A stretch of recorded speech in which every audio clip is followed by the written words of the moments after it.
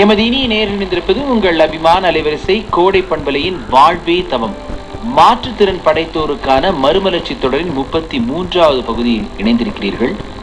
அன்பர் எழிலரசன் பல மாணவர்களுக்கு எளிமையான ஆங்கிலம் எப்படி பேசுவது என்று சொல்லிக் கொடுப்பதில் பல்வேறு யுக்திகளை கையாள்கிறார்.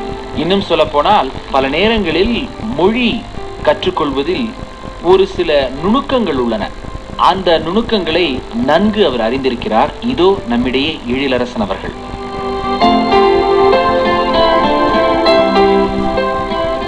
உங்களுடைய அணுகுமுறை, அதுவும் குறிப்பாக பெரியவர்களுடைய அணுகுமுறை காலத்திற்கும் பொருந்தும் அப்படி ரொம்ப அருமையா சொன்னீங்க. இப்ப அண்மை காலத்துல உங்களுடைய எழுத்து முயற்சியில என்ன எடுத்திருக்கீங்க? இப்ப கவிதைகள்லாம் அப்பப்ப எழுதுறது உண்டுங்க. சரிங்க சரிங்க. சேலத்துல ஆங்கில பயிற்சி மையம் நடத்திட்டு வராங்க. சரிங்க.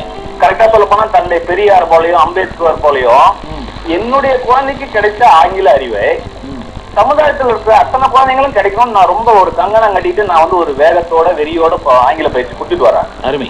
5வது வகுப்பு அப்ப பசங்க எடுக்கிறான்னா ஒரு மெத்தட் எடுப்பேன். சரிங்க. இப்ப 8வது 10வது வகுப்புனா ஒரு மாதிரி எடுப்பேன். அது என்ன எடுக்கணும், அந்த நோட்ஸ், அதாவது ஒக்காபரின்னு சொல்லுவாங்க, அதை நான் அப்படியே பதிவு செஞ்சு அடுத்தடுத்த மாணவர் வரவங்களுக்கு அதை எளிமைப்படுத்துற மாதிரி பண்ணிடுறேன்.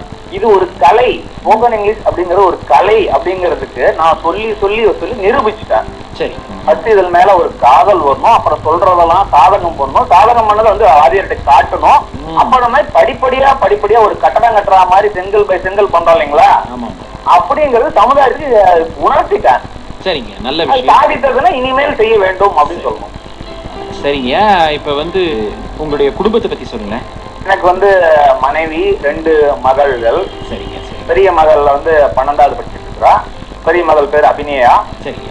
சின்னவ பேர் ஐஸ்வர்யா. சரி. அவ சாரதா மெட்ரிகுலேஷன் அப்படிங்கிற பள்ளியில போய் 8வது படிச்சுட்டு இருக்காங்க. சரி. நல்ல விஷயம் செய்றீங்க. உங்கள் முயற்சிகள் யாவும் வெற்றி பெற கோடை பண்பலை உங்களை அன்போடு வாழ்த்துகின்றது. நன்றி, வணக்கம். நன்றிங்க ஐயா. மனதில் உறுதி வேண்டும், மனதில் உறுதி வேண்டும், வாக்கினிலே இனிமை வேண்டும், நினைவு நல்லது வேண்டும், நெருங்கின பொருள் கைப்பட வேண்டும், மனதில் உறுதி வேண்டும்.